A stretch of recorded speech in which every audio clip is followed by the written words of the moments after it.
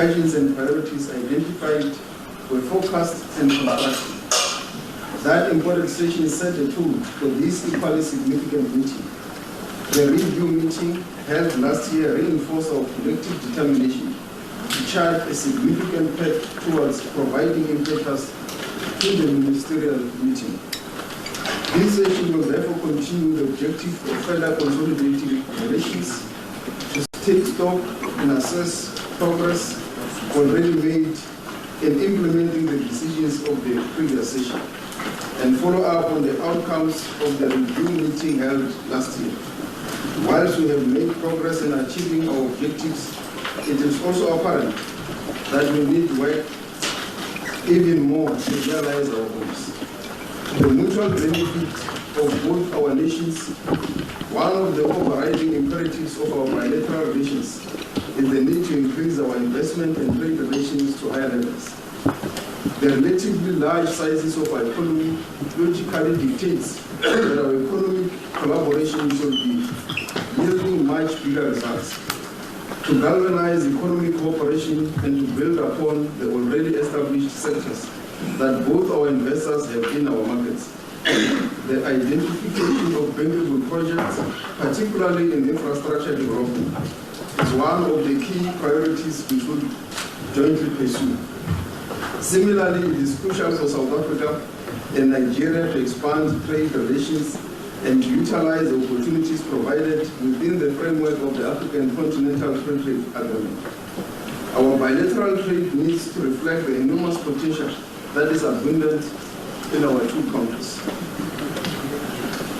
Furthermore, enhanced people-to-people relations are critical in promoting understanding, friendship, shared values, but also in promoting tourism, our creative industries, sporting events, educational and scientific collaboration.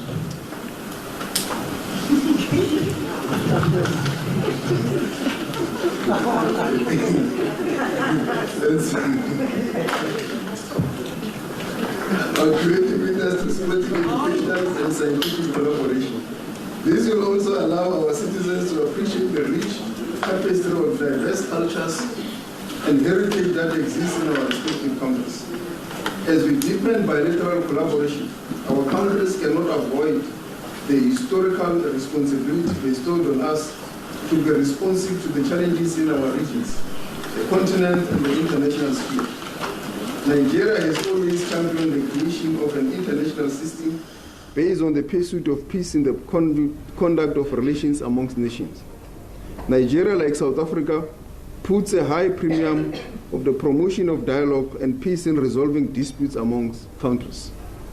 Your current and previous leadership of ECOWAS illustrate this track record of highlighting the supremacy of diplomacy over confrontation. South Africa in the past 30 years as a democratic state has espoused these principles of living in peace with its neighbors, Africa and the world.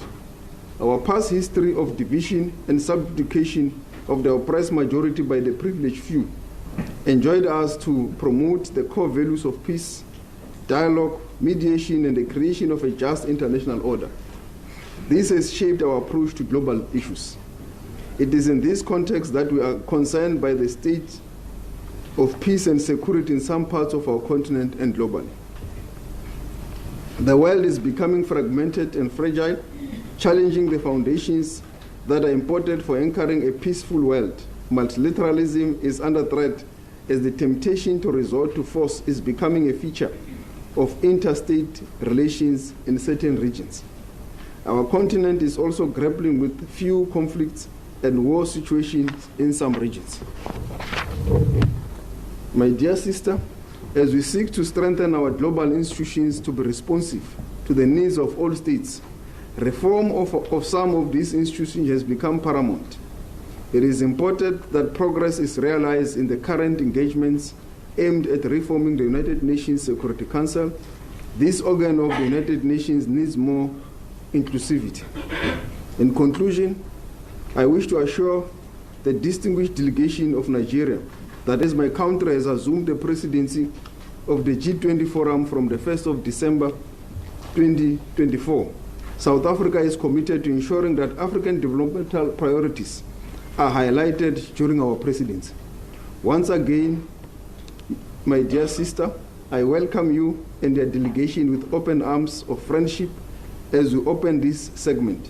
I look forward to the report of the officials and hearing your insights and perspective on the matters we are about to deliberate upon.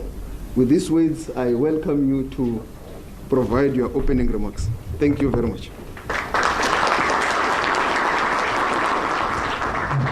All right, the International Relations Minister there, Ronald Lamola, giving his opening remarks, if you like, as that bilateral engagement between him and his Nigerian counterpart, Bianca Odumegwu-Ojukwu, gets underway. In fact, there she is taking to the podium to, I imagine, share similar pleasantries. This is all in the lead up to the presidents of both countries meeting tomorrow.